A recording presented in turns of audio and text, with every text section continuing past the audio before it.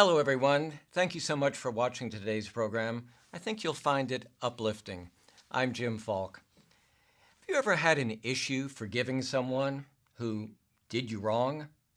Did you hold a grudge? Did you even try to get even? Well, we're often told to forgive and forget when a harm is done to us. Yet, I think we'd all agree, that's probably easier said than done. Yet there is a way to move forward, and that is through forgiveness, however difficult that may be. In today's program, we're going to be talking with Dr. Frederic Luskin. He's the founder and director of the Stanford University Forgiveness Projects, as well as a professor at the Institute for Transpersonal Psychology. And he's the author of two books, Forgive for Good and Forgive for Love. And also with us is Molly Biehl, whose older sister Amy was a Stanford University student and a Fulbright Scholar. She was dragged out of her car and brutally killed in a township outside of Cape Town, South Africa, back in August of 1993. Amy was only 26 years old. Her sister Molly is the author of You've Got This, where she shares her own path to forgiveness. So let's get started. Fred, great to have you with us. Molly, nice to see you as always. So I think the way we should start the program is simply with this question. What is forgiveness?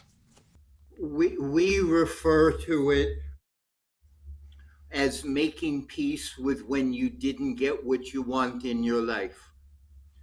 So there's an event, an experience, a thought that's not what you wanted, that wasn't in your picture.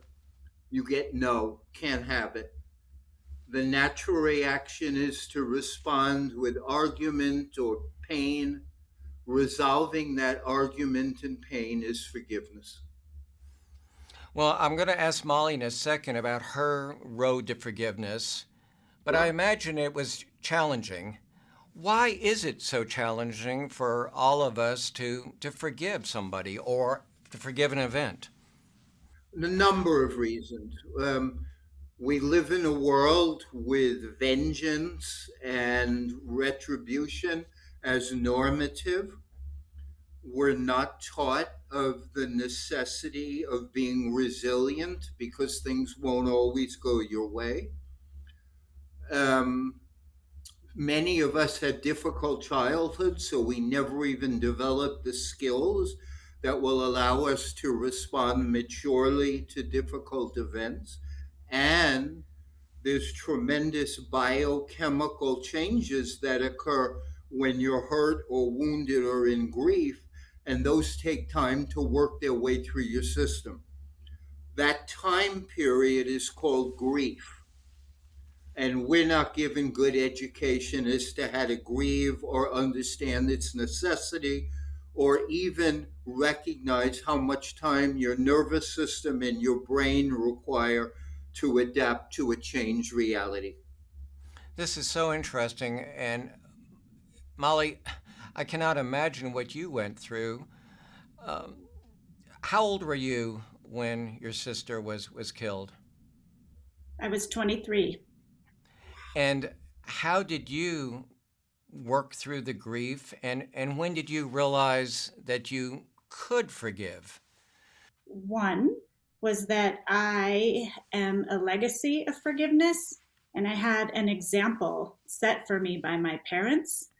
Uh, I've known many friends who have not had such good fortune, who have had difficult things happen in their lives, and their parents haven't taken the path that my parents did. So I had an example. And then another way that I got through it was really, really hard work and the realization that I hadn't brought a consciousness to it. Until I realized I hadn't brought a consciousness to the process of forgiveness, I hadn't actually known I had forgiven. So it had taken many years to feel assured that, yes, in fact, I had forgiven. And much of that came from reading Fred Luskin's book and some positive psychology, actually, even though I had seen the example of my parents. One thing that I'm confused about is when you forgive someone for some act, am I also condoning what they may have done the mistreatment or the grievance that I might have towards that person? I met Molly's parents, um, and they were quite inspiring, and they attended a long workshop that we led, so I got to know them reasonably well. And when you see people who have grappled with the murder of your own child and worked themselves through it so they're no longer in hatred or even primarily victim mode, it's a very inspiring thing to see. My answer to your question is I'm going to give you a simple way to look at it. Unforgiveness is simply a story you tell yourself. So this is unfair. It's a bad thing that happened to me. It shouldn't have happened. These people need to be punished. Forgiveness is a rewrite of that story so that you take out a lot of the stuff that causes pain and anger and substitute things that bring acceptance and peace. And the bottom line is we author our stories. Molly, I think it was amazing that, just 5 months after your sister was killed, your parents, and were you with him too, met with Nelson Mandela? Tell us about how that happened and what occurred. So there was actually a criminal trial held for those responsible for my sister's death, which was prior to the Truth and Reconciliation Commission, where they were granted amnesty. But my mom and I and family had read in the papers that there was some laughing in the courtroom around Amy's death and the circumstances transpiring it or around it. And so we actually went to lend dignity to Amy and her life. And while we were there, we were fortunate enough to have a friend in the media who took us to a rally where Nelson Mandela was to come and speak, just very near where he took his first steps of freedom following his imprisonment. And it was a thrill. And there was such a balance for our experience in terms of the difficulty in dealing with Amy's death and the circumstances around it, and the graciousness and the spirit of the South African people, and involving us in some of those really positive and constructive things that Amy was there working to make possible. So it was a huge part in our healing, is being welcomed by folks such as Nelson Mandela and Desmond Tutu into the arms of the country, and given the perspective and the context and the understanding of why these young men might have chosen to do what they did. So when your parents went, was it first, as you said, lend dignity to Amy and her life, and forgiveness sort of worked its way into that once they were in South Africa? 100%. We all went as invitees of the South African government just 2 months after she was murdered. And that being present to those folks who wanted to essentially show us that South Africa was on the brink of something really important, and that we were vital, our response in terms of how things might go on an international level. So there were many challenges to that trip. My brother was 16 years of age, and my dad was still working, and we were sort of paraded around, if you would. But it also lent us the chance to be with the real people in the townships. And to be quite frank, that's where I felt most at home, with folks for whom violence was an everyday part of their lives. And they really felt grief and remorse and sorrow around the loss of Amy. The folks who took her life didn't know that she was there to help them. And so it was in fact very healing, and I would say began our road to forgiveness. By chance, did you meet the mothers of any of the killers? Both of my parents have, and the relatives of some of them have participated in our programs, the Amy Biehl Foundation, and 2 of the men responsible for Amy's death are actually employed by our foundation for many years. That's amazing. Fred, I like the analogy of you talk about real estate and that we're renting space. Would you elaborate on that? I mean, we only have so much bandwidth between our ears, and um, sometimes too much of that bandwidth is filled up with things in the past that we object to or hurt us and that we haven't moved forward from. So we rent out space to old issues and old wounds and old ways of looking at things that keep us stuck. So the easiest transformation, and I don't understand why more people don't do this, is to say, in the past, I couldn't figure out how to deal with this. Now I'm learning.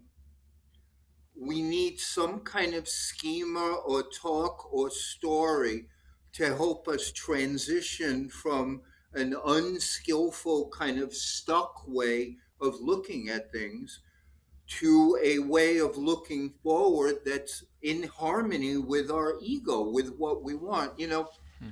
When Molly's dad came and talked with us, and this is like almost 30 years ago, close, so I can't remember everything. But I remember him saying that they made a decision very early on to let go of this as a bitterness because that's what their daughter Amy would have wanted. So they didn't lose connection with their heart.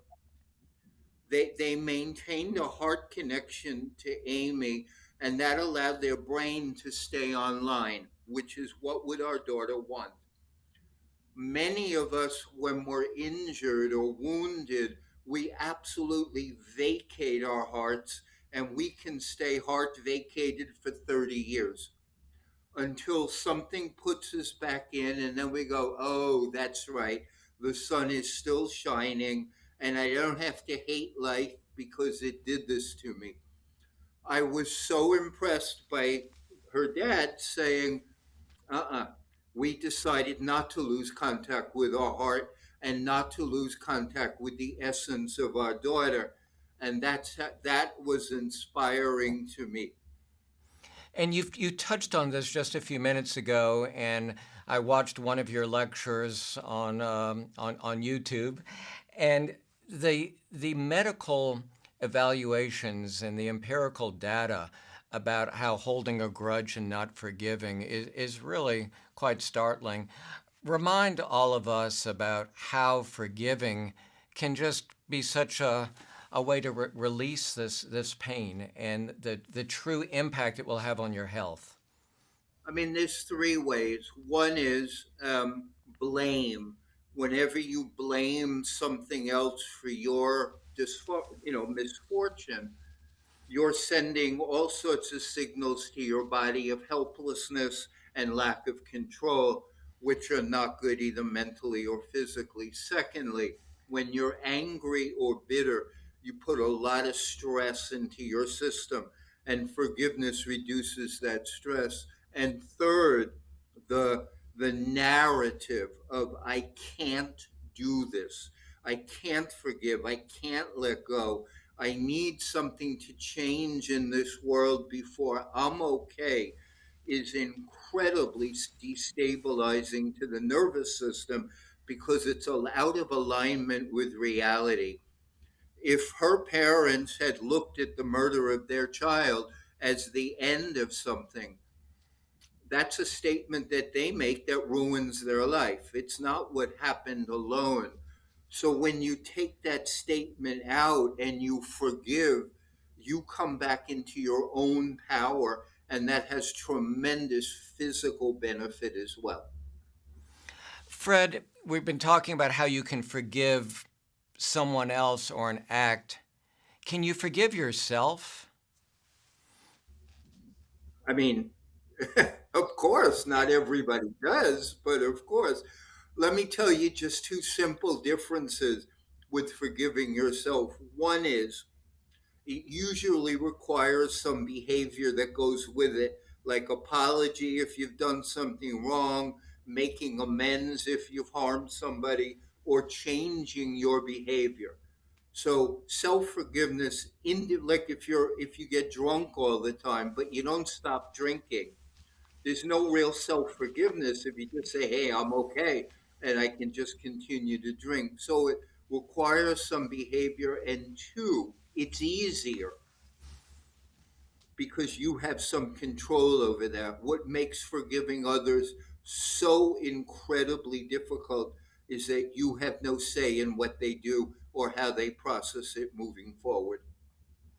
And what about the different types of forgiveness? I believe in your book you talked about interpersonal, intrapersonal, and then one that I found especially interesting was existential, where you could be climate change or an act of war. How do all these, you can forgive all of them?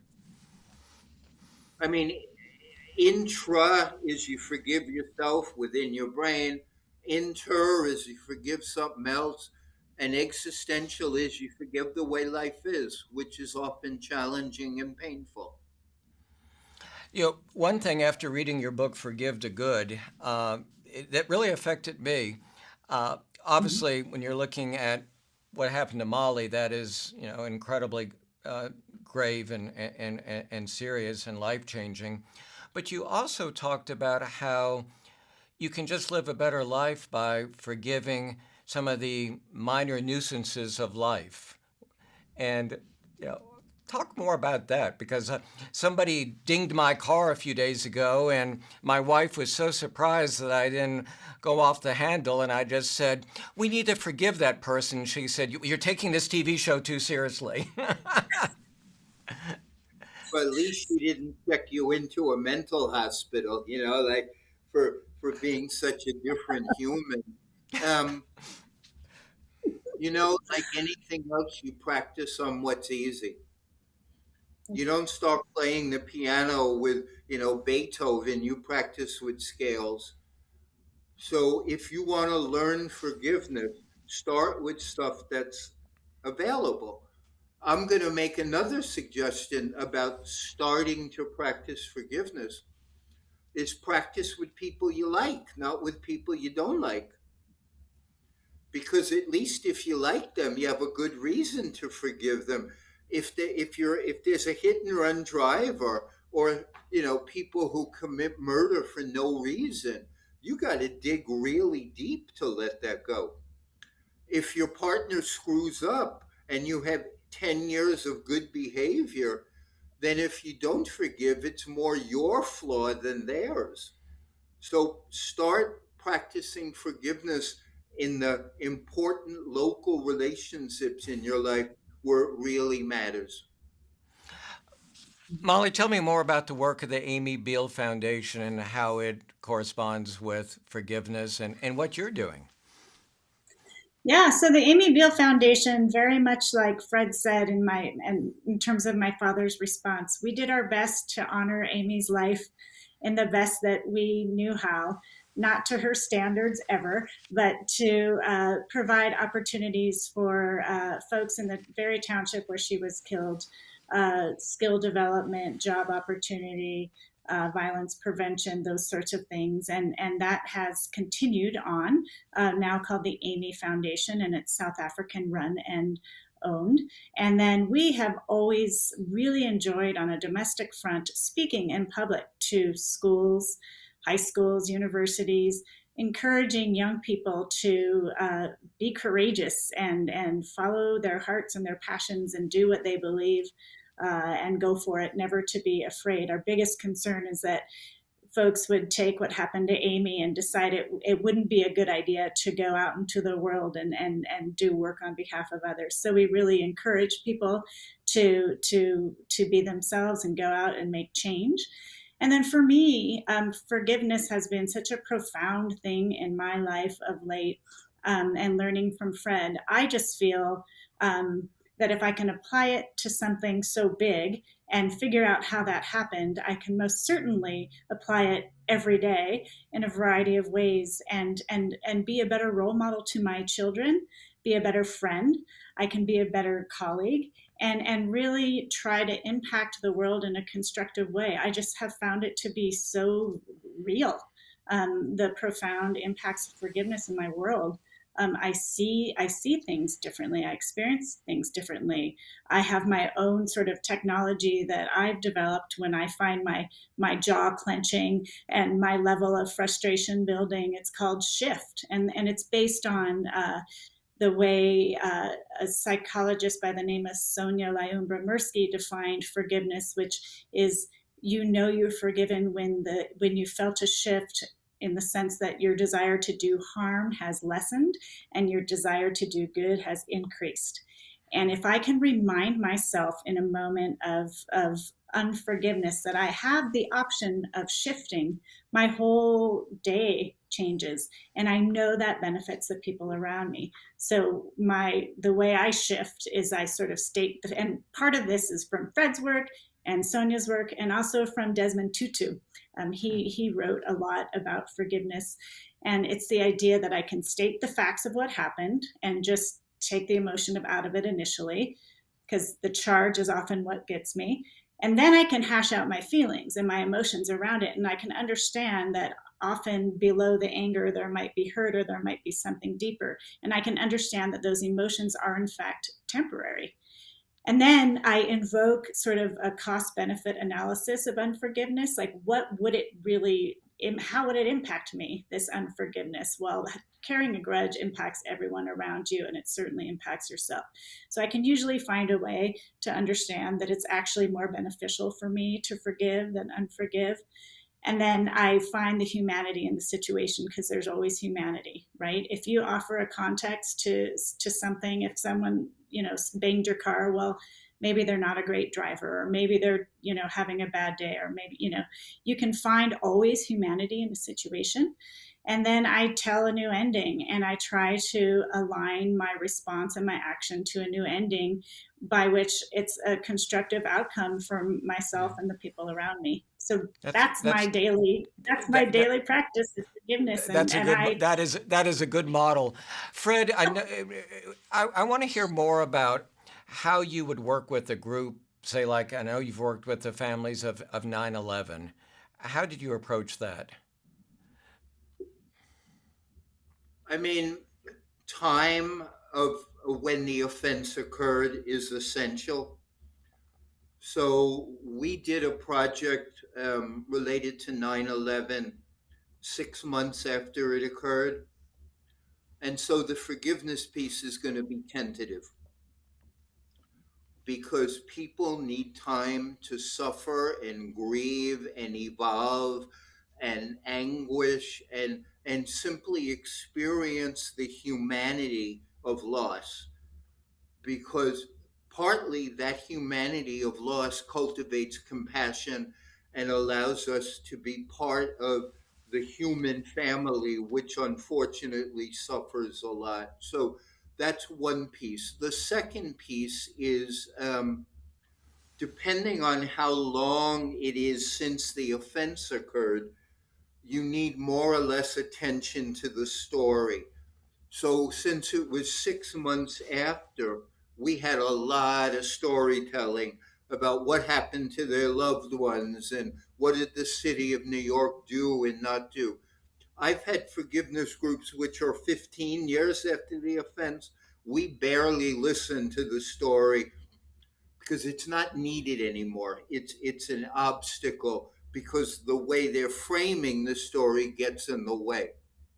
But with the group from New York, it was a lot of it, stories and sharing, and then some understanding, some beginning understanding that there are cognitive skills that you can use to help you see what happened with less anger and arousal, sort of what Molly's talking about. And there are meditative quieting skills that allow you to quiet your body down and quiet your mind down so you're not so reactive to your telling of the story. And those set the groundwork for moving forward. And the last piece is entirely in alignment with what Molly says.